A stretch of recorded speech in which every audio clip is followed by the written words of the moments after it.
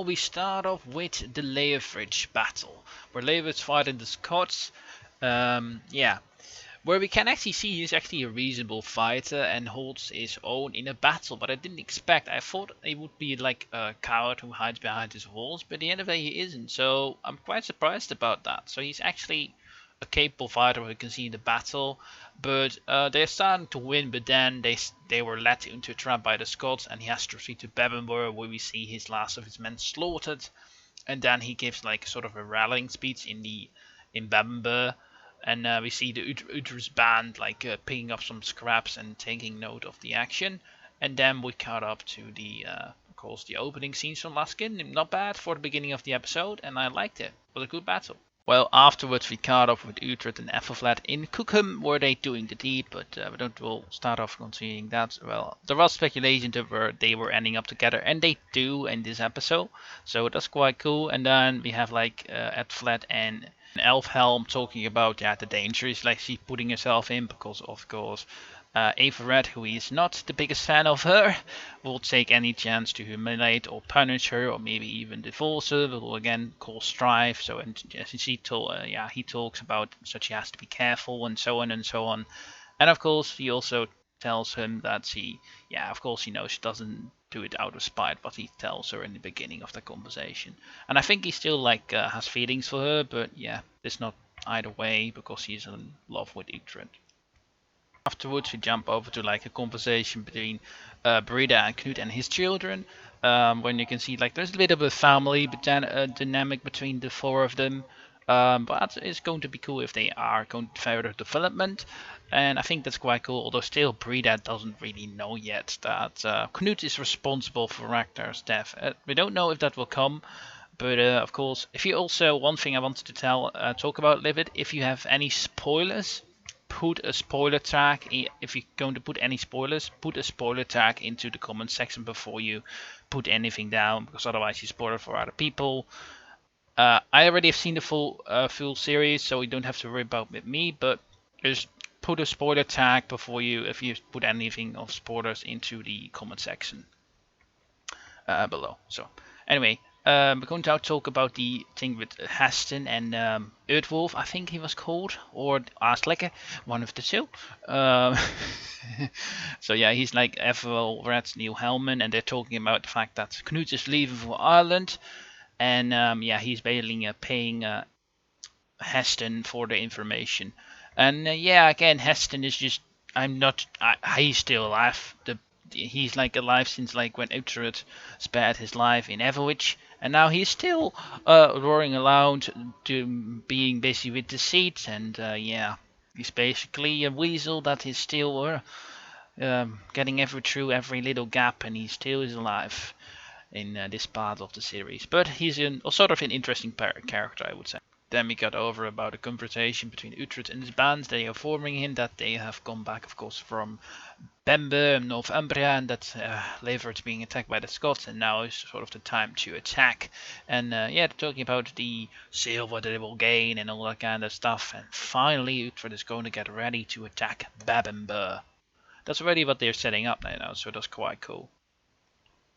Then they cut over towards Ethelflaed and her mother that they're seeing that Alfred's library and place of working and writing is being sort of replaced by the new guard from Elfhelm, of course, the new sort of protector and ruler, although he's like sort of having influence over Edward, but he can see in the upcoming as well the conversation with Utrecht, where we're going to, of course. And we can really see that Avelhelm is taking power and sort of replacing Alfred's ideas and more focusing on in gathering his own influence. We can also see he's like trying to gain influence by speaking with the royal card, like with Stiapa. And those things he's really doing. And of course, then we also have the conversation between Bjorka and the Queen about the fact, you can of course invite the snake to a lair. It doesn't take long before it strikes.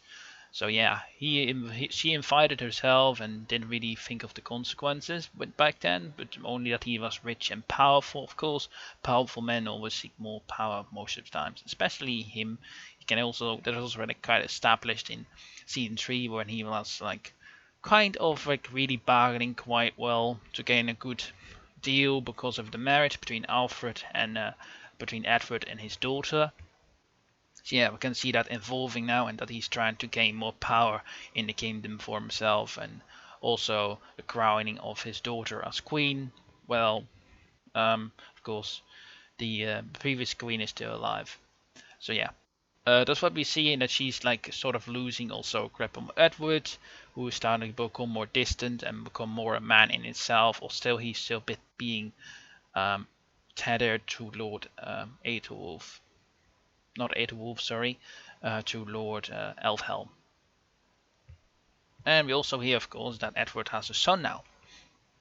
After this conversation between, of course, the king and so on, we go to the conversation between Knut, Breda, and Heston about the fact that actually them sending the forces towards, saying that they were sending forces towards Ireland to help the cousin of Knut, that is actually a ploy to lure the forces of Mercia away from their land and attack it while they are away. So yeah, basically luring Aethelred to attack East Anglia. Of course, he would bounce that because he's really power hungry, and we also see that in the upcoming scene where he's talking about that and getting the news about the forces of Canute leaving. And yeah, good plan of them actually.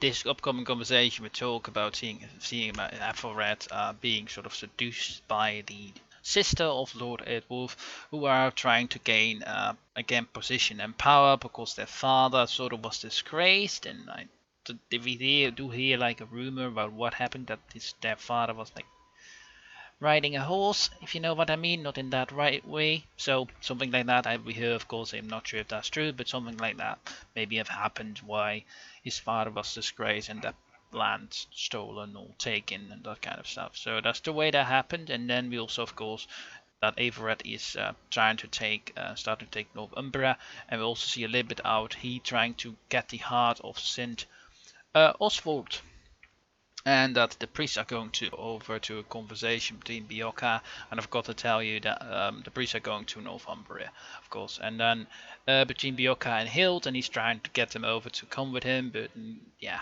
he's not. They're not coming. Bioka's sort of still mourning Tura, and yeah, unfortunately, but they're both saying, finally, Leyford's getting what he's getting, and yeah, they're both really happy for Uhtred that he can finally take his rightful place back at Bebbanburg. And he's going to try and do it, of course. And then we're going to start over to the conversation between Edward and Uhtred about trying to sort of to make a deal between him and Edward to make sure that he can have some men to try and take out Bebbanburg. But in that conversation we can really see the influence that Lord Aethelwulf has over Edward, and that is like, I think, becoming sort of a theme towards this series, that we can see if Edward can cope with the ambitions of his supporters, and yeah, of course, his supporters and his enemies and other factions. So you can see if he can deal with that unrest and power hunger, if he can see through it, and if he can handle himself as a king. And I think that's going to be really cool dynamic through the season, to see if Edward can take his own in that regard. So we're going to have to see how that will progress. And yeah, out of that conversation basically comes, yeah, Everett won't help him because, yeah, of Aethelwulf mostly, because he's like having all the reasons why he shouldn't do it. But I think actually he should, because it would have been great. Like, he should have just made Lan sort of Uhtred Lord Protector of Umbria, and then sort of as a vassal. If he had, like, what he should have done is have made Uhtred made a pledge. Okay, well, we help you with men, and then we help you. You will swear an oath to me as your liege, basically. If he should have done that, it would have possibly gone a bit of an outcome. But I think Idris would never have gone for that. But who knows? That would have been an option. But from now on, we have to go and see how this story will progress between Uhtred and Edward. After that, we have like a little bit conversation between Aethelflaed and Uhtred about that the monks, that there are monks being sent towards the settlement of Bebbanburg to take the heart of Saint Oswald, or to buy the heart of Saint Oswald. and basically this sort of brings up a plan between Utrecht and Ethelflaed how to take Northumbria. Unfortunately can't help him because of course that will be going against his brother, so for reache, as also against the husband, what you can unfortunately not do. So she would have wanted to help more, but of course this really helps out Utrecht. And yeah, that's sort of the conversation from there on out. And then we of course go towards the sort of abduction of his son. Yeah, we now are talking about the abduction of his son. It was quite an interesting meeting. You can see that his son doesn't like his father because he's like a heathen. He is sort of different than his father, and you can see that there's like a sort of empathy between the two of them. And then does also seems like that it doesn't. Yeah, it seems like Utrecht doesn't like the fact that he that his son that he doesn't have a bond with his son. But I think it's sort of course painful, and that is because of Alfred, because he put his children into different places and his son into the monastery, but he didn't like and didn't of course approve of. But yeah, it all happened behind his watch. And yeah, that's sort of conversation and bond. But he takes him with him, and hopefully their bond will progress and maybe get better or not. Might be getting more empathy between the two of them. Or who knows, maybe they will try and accept both each other's beliefs. But yeah, that's sort of that part. And then we go to the sort of departure from Kingdome, where Beocca still joins Utrecht. And yeah, that's quite cool. We're going to see how that will pan out with Beocca, trying to maybe overcome his feelings and maybe finally accept him. Coming over his grief from, of course, Tura, who he lost in the previous season. That might definitely be a thing, and hopefully we also get to see his other children. I think he has like one more daughter and also one more son, right? Yeah, the one that unfortunately caused Gisela to die in childbirth. That is mostly what happens in the episode. We also see a little bit of part in this episode of the war in East Anglia, with Ethelred invading East Anglia with his army and sort of leaving Mercia open for attack. So we're going to have to see how that pans out in the second episode. But that is where I'm going to leave you, everybody. I hope you enjoyed this part 4, at least breakdown video for The Last Kingdom episode 1. Let me know in the comments below on what you think I should improve upon for the next episode. Maybe add in some more like scenes from the series, like in video form, or do something different with the breakdown. Let me know in the comments. I'm always open for suggestions.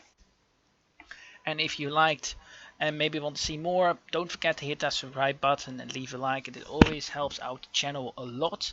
And again, thank you all for watching. This was Heroes of the Greeks with The Last Kingdom. Well, with episode 1 breakdown, and the upcoming part 2 will be up Saturday, and from then on out we'll have the other parts, of course, on the other Wednesdays and Saturdays. So again, thank you for watching, and I see you in the next one. Have a great day.